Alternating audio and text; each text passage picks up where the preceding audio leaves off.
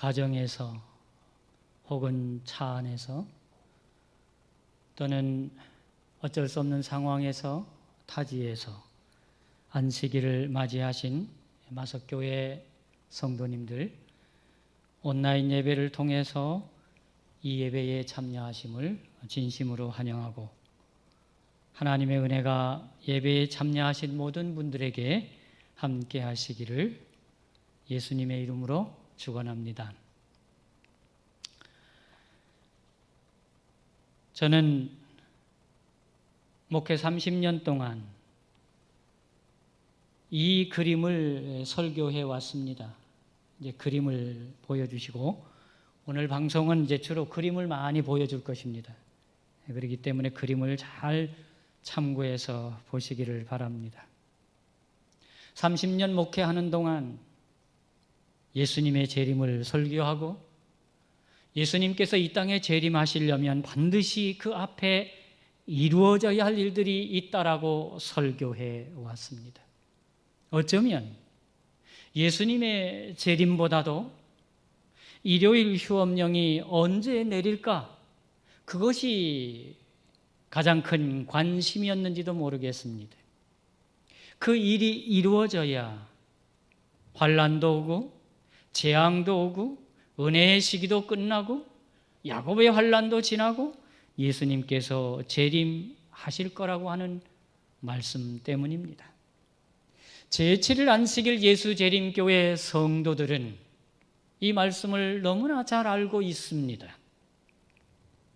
어쩌면 오랜 세월 동안 신앙해 오면서 이 그림처럼, 이 도표처럼 예수님의 재림을 기다려 왔습니다. 30년 동안 제 눈에 보지 못했던 것을 이제 보게 되었습니다. 이제 정말 알게 되었습니다. 그것은 일요일 휴업령이 내릴 때까지의 그 기간이 얼마나 남았느냐 하는 것을 알 수가 없었는데, 이제 우리 눈앞에 가시적으로 분명하고 확실하게 보여주고 있다고 하는 사실을 시대적인 상황과 그리고 시사적인 내용들을 통해서 알게 되는 것입니다. 이제 정말 끝이 오는구나 라는 생각을 아니할 수 없습니다. 제가 여기에 이렇게 도표에 포함을 했습니다.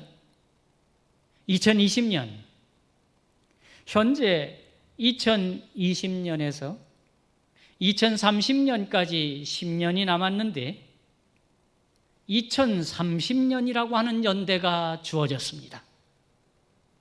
분명하고 확실하게 공표가 되었습니다.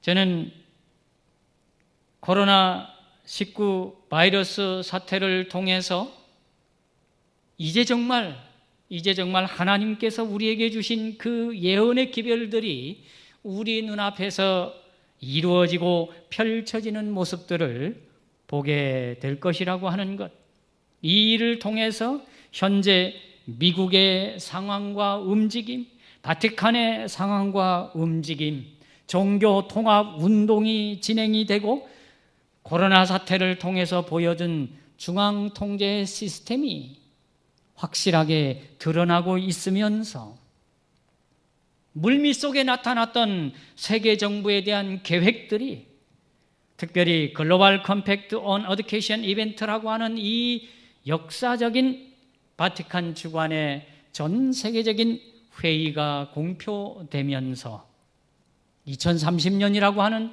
연대가 주어졌습니다. 분명하고 확실하게 주어졌습니다.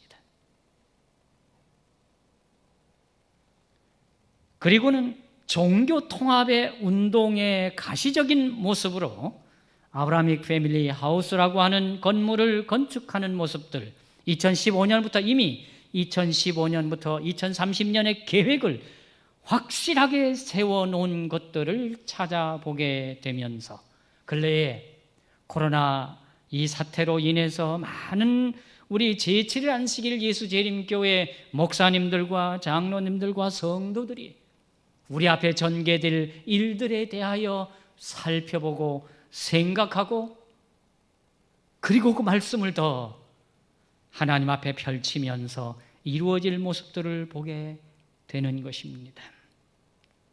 저는 이러한 일들을 제가 인터넷에서 이미 발표가 된 것들을 찾아서 옮겼습니다. 사실은 이 자리에서 인터넷을 열고 그 증거들을 다 보이려고 준비는 했습니다마는 예배 시작 전에 시연을 해보니까 이게 잘 왔다 갔다 하질 않아서 그냥 제가 준비한 것을 보여줄 터이니 여러분은 제가 주는 소스를 통해서 살펴보시고 찾아보시면 되겠습니다. 요즘에는 정보가 다 드러나 있기 때문에 누구나가 다 찾아볼 수 있고 알 수 있게 되었습니다. 첫 번째 시사적인 가장 중요한 이슈는 현재 프란치스코 교황이 발표한 내용입니다. 이 발표한 내용을 이렇게 좀 가져왔습니다. 여러분들이 만약에 보고 싶으면 제가 그 소스를 가르쳐 드리도록 하겠습니다. 이미 지난해 2019년 9월 12일에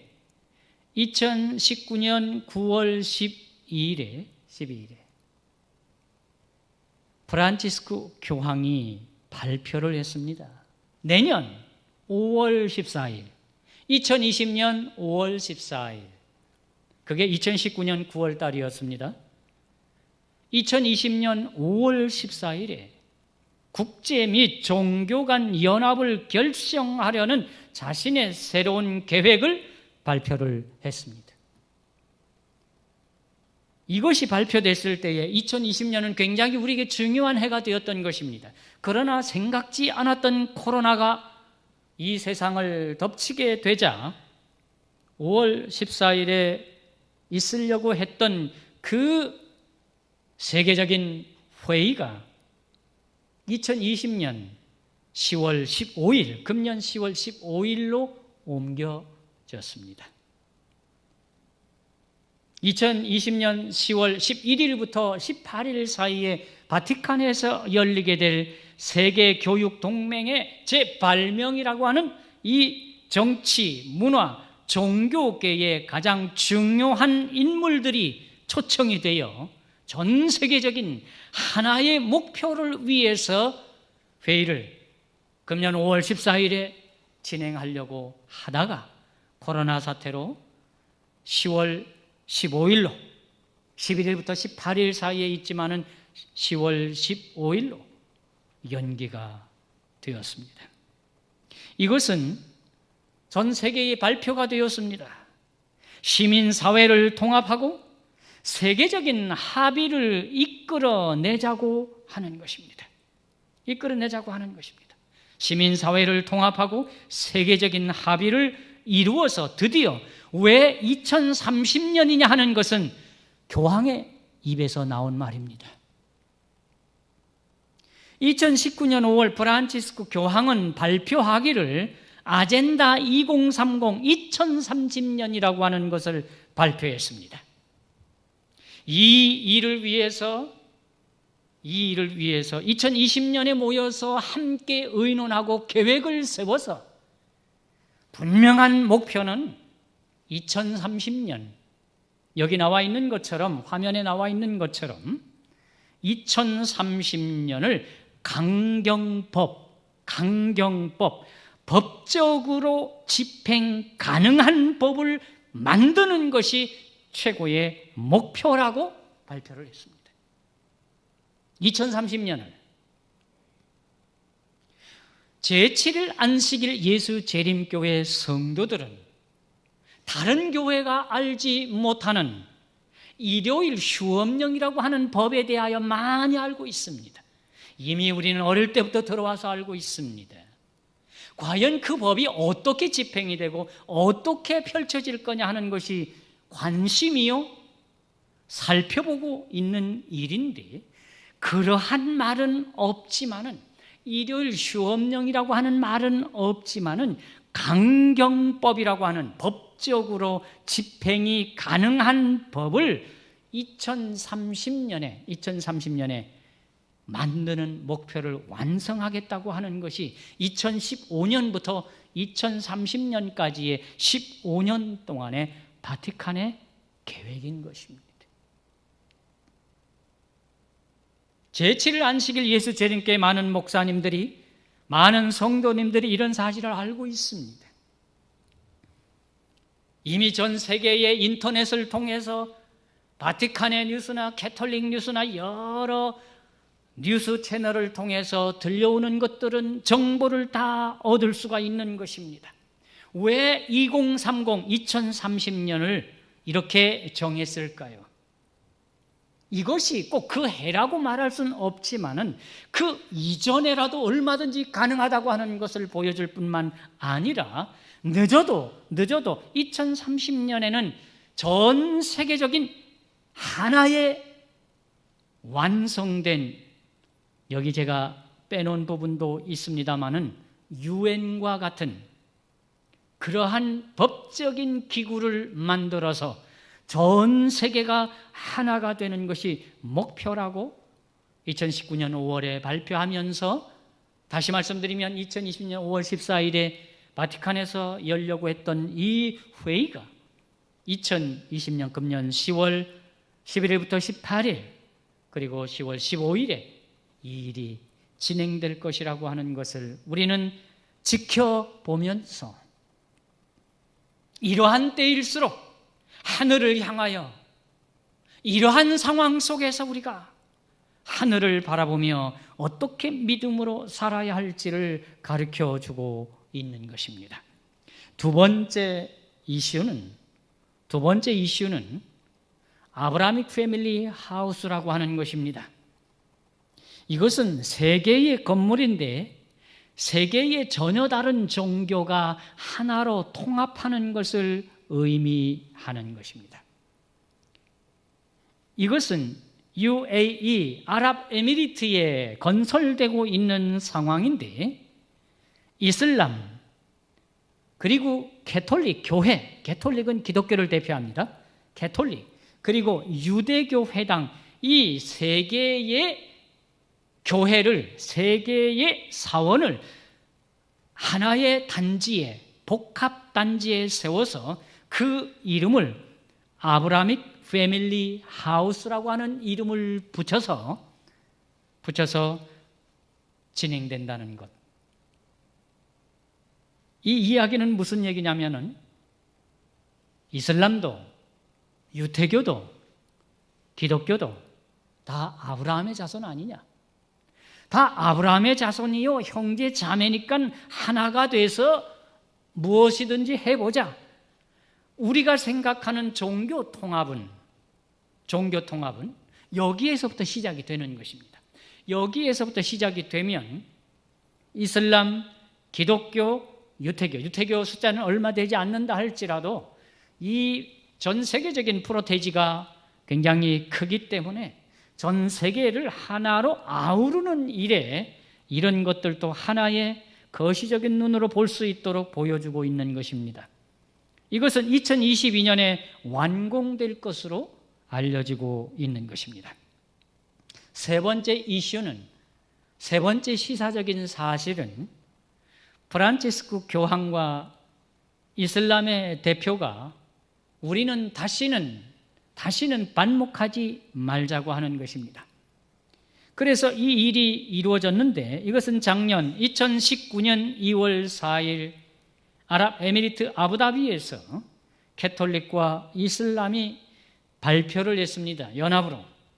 신을 믿는 모든 사람, 이 신을 믿는 모든 사람은 하나님뿐만이 아니라 어떤 신앙을 가졌던 그 신앙을 가진 사람들을 다 하나로 협력하고, 그래서 사랑과 평화가 이루어져야 한다고 하는 것, 즉 하나님을 믿고 인간에 대한 믿음을 가진 모든 사람이 단결하고 힘을 합쳐 전 세계가 형제 자매로서 함께 나가야 한다고 하는 통합에 대한 이야기를 하고 있는 것입니다.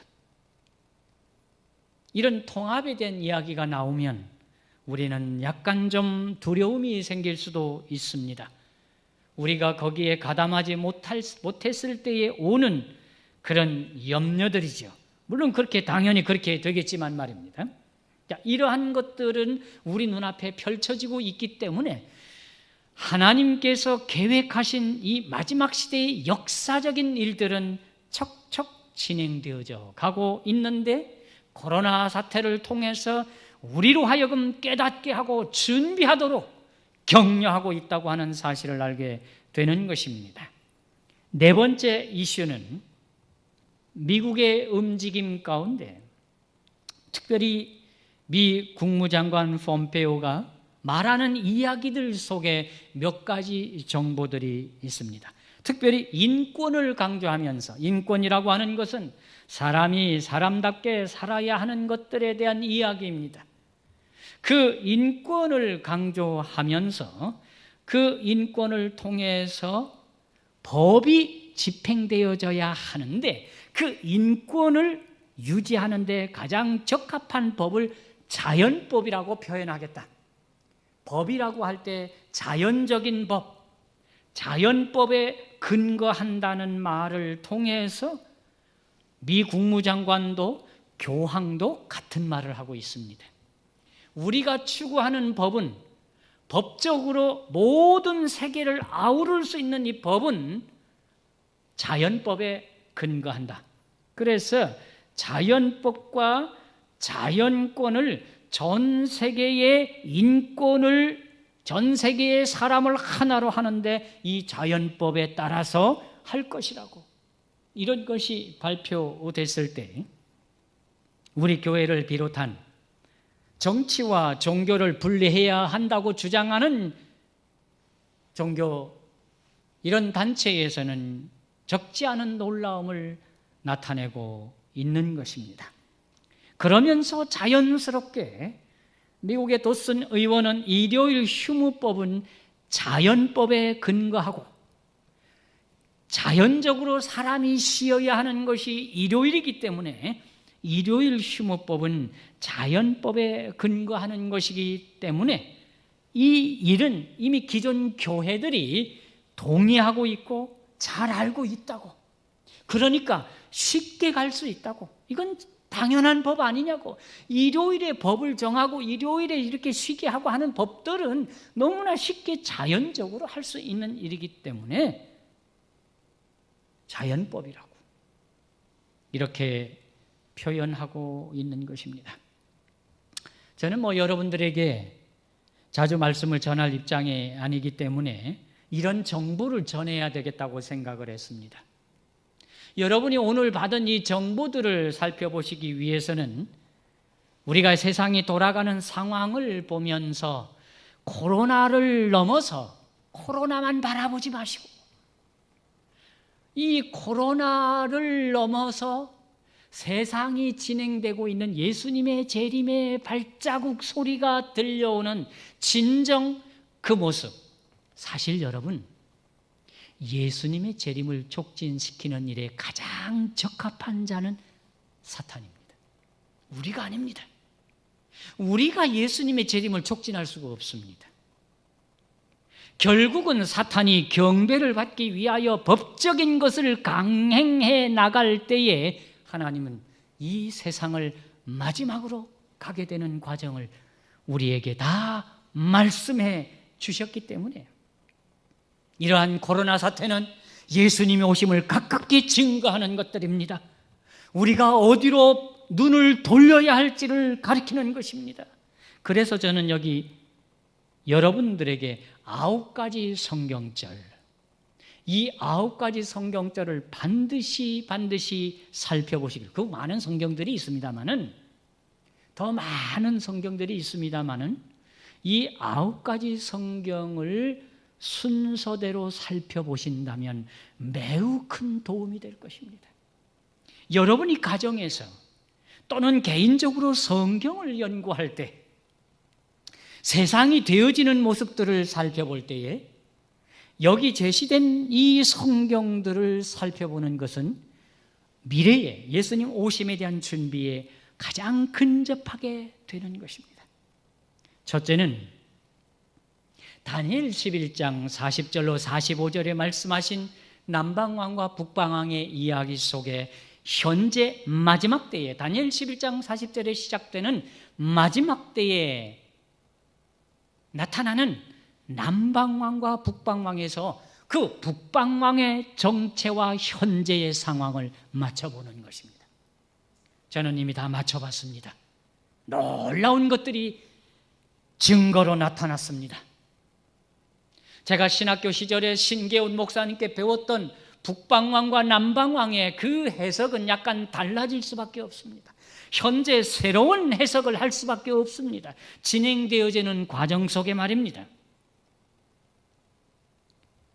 그래서 다니엘 11장 40절로 45절을 여러분이 이 북방왕의 현재 진행되고 있는 정체와 그 일에 대하여 알고 나야만 다니엘 12장 1절에 그때에 대군 미가엘이 일어날 것이니, 우리가 기다리는, 우리가 맞이하게 될 대군 미가엘, 다니엘 12장 1절에 말씀하신 그 대군 미가엘이 일어나기 위해서는 다니엘 11장 40절 45절에 북방왕의 이 역사가 마무리되어야만 대군 미가엘이 일어날 것인데, 다니엘 11장 40절로 45절에 나타난 이 상황을 주시하고 살펴보시고 연구해 보셔야 할 것입니다. 두 번째는 계시록 13장 1절로 10절에 나타난 용의 권세를 받은 살아남은 짐승으로 표현된 현재의 교황 바티칸의 상황입니다. 바티칸의 뉴스를 볼 수밖에 없습니다. 그들이 진행되고 있는 상황을 보여주는 것들을 알아야 합니다. 그러면서 계시록 13장 11절로 18절에 나타난 용처럼 말하는 양의 나라 미국, 양의 나라로 등장했지만은 용처럼 말하면서 첫 번째 나온 짐승을 위하여, 여기 다섯 번째로 계시록 13장 14절로 17절에 말씀하신 것처럼 짐승의 우상을 세우고 짐승의 표를 받게 하는 그 역사가 이제 곧 진행될 수밖에 없는 상황에 놓여 있을 때, 제가 요즘 많이 보는 말씀이 마태복음 24장 15절로 18절에 다니엘이 예언한 바, 멸망이 가증한 것이 거룩한 곳에 선 것을 보거든 깨달은 자는, 읽는 자는 깨달을진지라 산으로 도망할지니. 산에 대한, 도망에 대한 이야기를 저는 코로나 이후로 많이 생각을 해왔습니다. 이제 정말 움직여야 할 때가 됐구나. 어쩌면 지나가고 있구나. 저는 개인적으로 개인 기도원을 하기 위해서, 개인 기도처를 마련해서 하나님의 백성들이 언제나 밤이고 낮이고 기도할 수 있는 장소를 찾기 위해서 꽤 여러 곳에, 가까운 곳에 산을 찾아다녔습니다. 땅을 구하러 다녔다 그 말입니다. 그러나 쉽지 않습니다. 가진 것 없이 산을, 땅을 찾는다는 게 쉽지가 않습니다. 하나님의 성도들이 기도할 기도처를 마련하는데 그렇게 쉽게 구해지지가 않습니다. 마침 이럴 때에, 찾고 있을 때에 전국적인 씨 뿌리기 전도단들이 영월에 아주 큰, 정말 깊은 산 중에 좋은 기도처를 마련해서 제가 함께 그곳에 기도원을 운영하기 위해서, 기도원을 하기 위해서 분주하게 준비해 가고 있습니다. 여러분이 현재 있는 곳에서 여러분이 하는 일들을 열심히 하면서 언제든 기도할 수 있는 곳, 언제든 하나님 앞에 나무를 붙들고 밤에도 낮에도 기도할 수 있는, 초기에 기독교 성도들이 로마의 군인들이 포위하는 모습을 보고 도망할 때가 되었구나라고 생각했을 때에 하나님의 역사는 포위를 풀어주고 준비된 하나님의 백성들은 다 예루살렘을 나와서 저 멀리 멀리 산으로, 특별히 요단강 건너편 벨라성으로, 또 더 산으로, 그들이 갈 수밖에 없었던 것은 하나님의 역사였던 것입니다. 지금 우리는 이러한 것들을 생각 안 할 수가 없는 것입니다. 왜냐하면 계시록 18장 4절에 바벨론에서 나오라고 하는 기별이 전해지고 있기 때문입니다. 이 세상이 바벨론이 되어져 가고 있고, 우리가 바벨론에 있는 백성들을 빠져나올 수 있도록 하기 위해서 우리가 있는 위치에서 하나님의 말씀을 증거하고 믿음으로 살 뿐만 아니라 이제는 무언가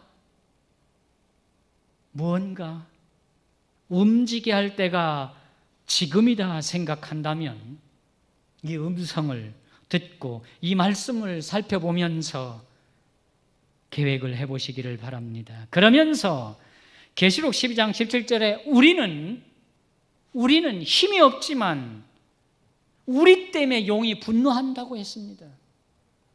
용이 여자에게 분노하여 돌아가서 그 여자의 남은 자손과 더불어 싸우려고 바다 모래 위에 섰더라.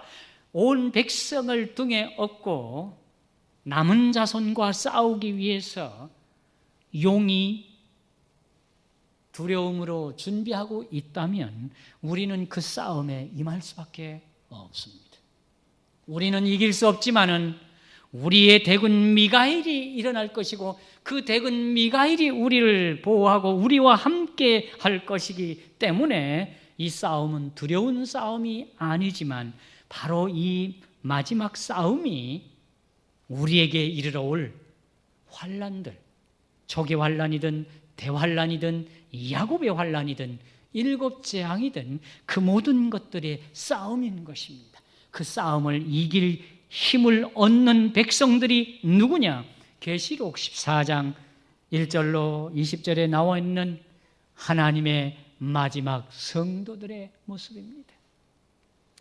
제7일 안식일 예수 재림교회는 이 방송을 듣고 있는 마석교회 성도님들은 계시록 14장에 세워진 성도들입니다. 우리는 계시록 14장을 주의해서 봐야 합니다. 계시록 14장 1절부터 5절에 시온산에 서 있는 14만 4천인, 그 14만 4천인의 특성을 소유한 자들이 바로 6절부터 11절에 나오는 새천사의 기별을 이해하고 새천사의 기별을 외치는 자격을 갖게 되고 새천사의 기별을 온 땅에 증거하는 성도가 되는데 14장 12절에 성도, 하나님께서 세우신 마지막 성도가 되는 것입니다. 다시 말씀드리면 1절부터 5절에 시온산에 서 있는 14만 4천인의 특성을 가진 마석교회 그 모든 신앙인들이 6절부터 11절에 나타난 세 천사의 기별을 이해해야 합니다.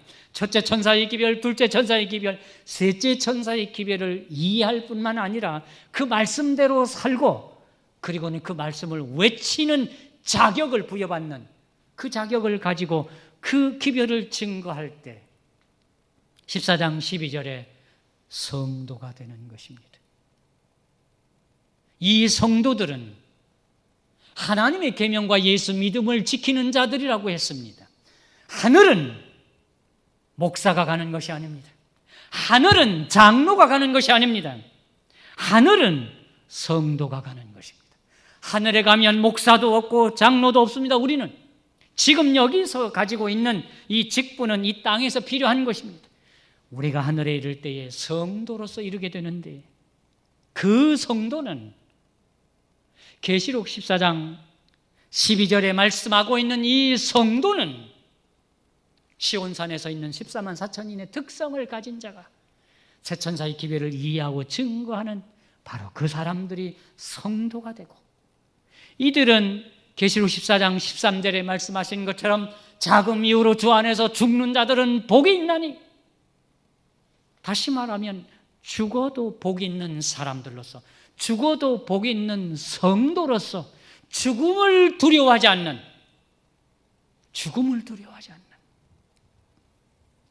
사랑하는 성도 여러분, 우리는 죽음을 두려워할 필요가 없습니다. 하나님 앞에 우리는 죽음이란 하나님께 아무것도 아닙니다. 하나님께서 책임지실 일이기 때문에 어쩌면 계시록 14장 13절에 주 안에서 죽는 자들은 복이 있도다 하시매, 야, 복이 있다. 기왕이면 우리가 죽어도 복 있는 사람으로 죽어야 할 것입니다. 그리고는 14장 14절부터 20절까지는 알곡과 쭉정이로, 진노의 포도송이로 나누어집니다. 여러분은 계시록 14장 1절부터 20절을 외워야 합니다. 계시록 14장 1절부터 20절까지를 잘 알아야 합니다. 마지막 이 시대에 사는 하나님의 백성들에게 주어진 기별입니다. 제7일 안식일 예수 재림 교회는 계시록 14장 위에 세워졌기 때문입니다. 14절부터 20절까지 알곡과 진노의 포도송이로 나뉘어진다고 하는 것입니다. 예수님께서 이 땅에 재림하실 때에 계시록 14장에서 말씀하기를 14장 14절에서 보여주기를 이한 낫을 들고 오신다는 표현을 하고 있습니다. 예수님이 재림하는데 낫을 들고 오신다고요. 낫을 들고 온다고요. 낫은 풀을 비는 것입니다. 별을 비는 것입니다. 예수님 오실 때에 낫을 들고 와서 추수하겠다고 합니다. 알곡을 거두겠다고 합니다. 알곡은 거둘 것이지만 또한 우리는 진노의 포도송이가 되어서 밟히겠다고 말했습니다. 진노의 포도송이가 된다고 표현되어 있습니다. 다시 말하면 여러분, 여기 8번째 나와 있는 계시록 14장 1절로 20절에 나와 있는 시온산에 서 있는 그 14만 4천인, 그들이 가지고 있는 특성들, 그들의 이마에 어린 양의 이름과 하나님의 이름을 가진 자들, 그들은 여자로 더불어 더럽히지 아니하고 정절이 있는 자라고 말할 뿐만 아니라 새 노래를 부르는 자들이라고 표현하고 있습니다. 그 입에 흠이 없고 거짓이 없고 어린 양이 어디로 인도하든지 따라가는 자며 어린 양에게 속한 자들이라고 표현하고 있지요. 1절부터 5절에 나와 있는 그 특성은 이 마지막 시대를 살아가는 제7일 안식일 예수 재림 교회 성도들이 가져야 할 특성을 보여주고 있기 때문에 이 말씀을 상고해야 하는 것입니다. 그러면 마지막 계시록 19장 11절에서 16절에 백마를 타신 예수님께서 재림하시는 것입니다. 우리는 백마 타고 오실 표현, 백마를 타고 오시는 예수님으로 표현된 이 주님을 기다리고 살고 있습니다. 이 막중한 시대에 코로나 사태는 예수님의 재림을 1년 더 앞당기고 있는 것입니다. 한 발 더 앞당기고 있는 것입니다. 세상은 녹록하지 않을 것입니다. 어쩌면 이보다 더 어려운 시대가 올지도 모르겠습니다. 그러나 코로나 사태가 온 후로 저의 발걸음은 가벼워졌습니다. 가벼워졌습니다.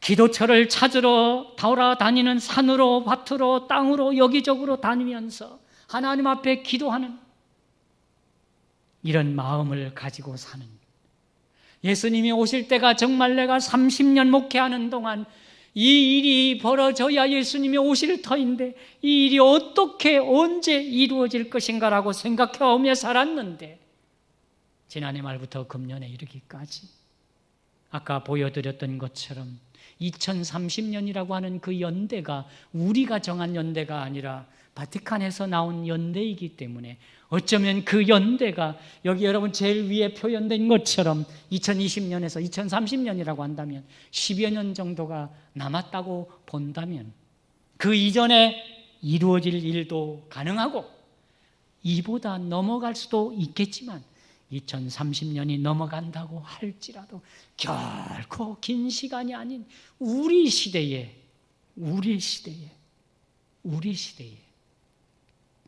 이 말씀을 듣고 있는 여러분 모두가 다 살아있는 동안 예수님이 이 땅에 오실 것이라고 믿습니다, 여러분.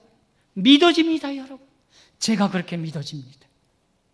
여러분들도 계속해서 마석교회 목사님들을 통해서 말씀을 들으면서 교회를 운영해 나가면서 개인적으로 기도하는 운동을 펼쳐야 합니다. 홀로 서는 연습을 해야 합니다. 저는 꽤 산에서 혼자 자는 법들을 연습해 왔습니다. 지금도 하고 있습니다. 기회만 되면 하나님과의 관계를 유지하고 이 말씀을 전하면서 하나님의 성도들을 일깨워서 진행되어져 가는 상황을 보여주면서 하늘을 향하여 한 발짝 한 발짝 나아가야 한다라고 생각이 되어질 때에 이제 제가 말씀을 마무리하면서 여기 기록된 이 성경들을 더 유심히 살펴보게 되었습니다. 더 많이 생각하게 되었습니다. 더 많이 명상하게 되었습니다. 그러면서 인터넷 뉴스를 통해서 맞춰보고 상황을 살펴보고 그러면서 가까이 오실 우리 주님, 어떤 상황 속에서도 하나님의 백성을 붙들고 계실 우리를 이끌어 가시는 코로나 사태가 빨리 끝나지 않더라도 실망하지 마시고 낙담하지 마시고 이것이 거쳐야 할 길이라면 하늘에 가기 위하여 반드시 넘어야 할 산이라면 코로나 산을 넘으시면 됩니다. 말씀으로, 기도로, 그리고 찬양으로 말입니다. 찬양으로, 끊임없이 찬양으로 나아가시면 우리 하나님께서 여러분과 함께 하셔서 몇 년 후에는 이 땅이 아닌 저 영원한 하늘 보장에서 예수님과 함께 그 수정강변을 걷게 되시는 우리 모든 성도님들 되시기를 바라면서 말씀 마치겠습니다.